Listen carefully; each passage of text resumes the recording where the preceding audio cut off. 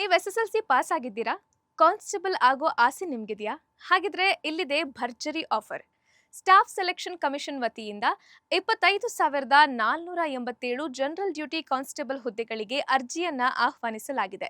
ಪುರುಷ ಅಭ್ಯರ್ಥಿಗಳಿಗೆ ಒಟ್ಟು 23,467 ಮತ್ತು ಮಹಿಳಾ ಅಭ್ಯರ್ಥಿಗಳಿಗೆ 2,020 ಹುದ್ದೆಗಳನ್ನು ಪ್ರಕಟಿಸಲಾಗಿದೆ.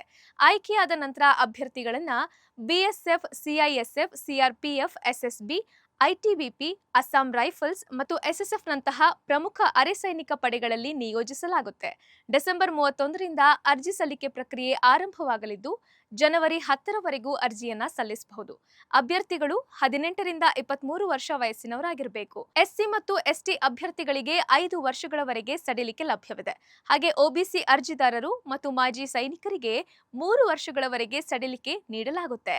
ಅರ್ಜಿದಾರರು ಮಾನ್ಯತೆ ಪಡೆದ ಮಂಡಳಿಯಿಂದ 10ನೇ ತರಗತಿಯಲ್ಲಿ ಉತ್ತೀರ್ಣರಾಗಿರಬೇಕು ಮತ್ತು NCC ಪ್ರಮಾಣ ಪತ್ರ ಹೊಂದಿರುವವರು ಹೆಚ್ಚುವರಿಯಾಗಿ 5% ಪ್ರೋತ್ಸಾಹಧನವನ್ನ ಪಡೆಯುತ್ತಾರೆ.